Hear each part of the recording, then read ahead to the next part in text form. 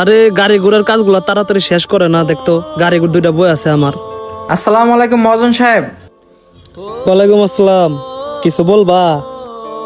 মহাজন সাহেব, আসলে একটা কথা বলার জন্য আসছিলাম। সামনে তো ঈদ, কোনো কাজ কাম নেই। যদি একটা আপনার কাছ থেকে আমাকে রিক্সা দিতেন, তাহলে ঈদের আগ পর্যন্ত আমি আপনার রিক্সাটা চালাইতাম। তুমি রিক্সা নিবা জীবন? কয়দিন আগে কইলে ওই তো, আমার কাছে তো ভাড়া দেওয়ার মতো রিক্সা নাই। মহাজন সাহেব, দেখেন না একটু কোনোভাবে ম্যানেজ করা যায় কিনা।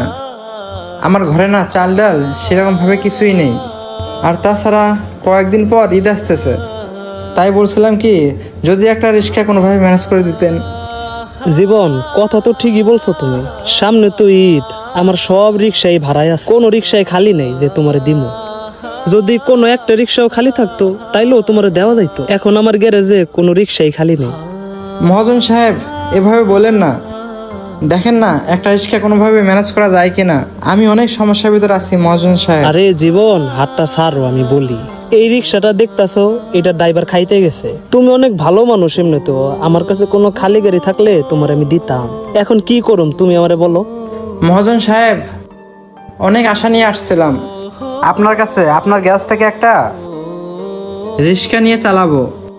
আমার ঘরে ছোট্ট একটা মেয়ে আছে, সেটা তো আপনি জানেন। সামনে ঈদ আসতেছে। এখন যদি কিছু টাকা না ইনকাম করতে পারি, তাহলে তো আমার মেয়েটাকে এই ঈদে কিছু কিনে দিতে পারবো না। মহাজন সাহেব, আপনি একটু দেখেন, যদি একটা রিক্সা ম্যানেজ করতে পারেন আমাকে জানায়েন, আমার জন্য অনেক ভালো হবে। তাহলে মহাজন সাহেব থাকেন। আসসালামু আলাইকুম। ওয়ালাইকুম আসসালাম। এমন সময় বেচারাটা আসলো, আরো আগে আসলো একটা ব্যবস্থা করে দিতে পারতাম। ওই গাড়িটা তাড়াতাড়ি ঠিক কর, কতক্ষণ লাগে বেটা?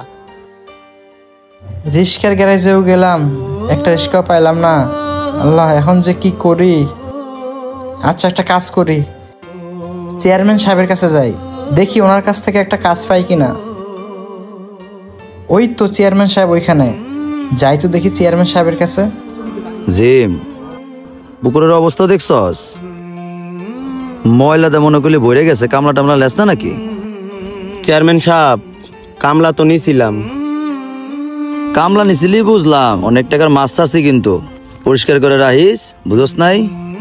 আচ্ছা চেয়ারম্যান সাহেব, আপনি এগুলা নিয়ে কোনো টেনশন করেন না। তুই আসস দেখেই তো আমি ভরসা পাই, আস্থা পাই, খেলটাল রাখিস। ইমন, জি ভাইয়া। শোন, আমি তো ওইরকম লেখাপড়া করতে পারি নাই, বুঝছস? তোর নিয়ে আমার খুব আশা, তুই লেখাপড়া মন্দা করিস, আর তোর ভার্সিটিতে যা লাগে বাইরে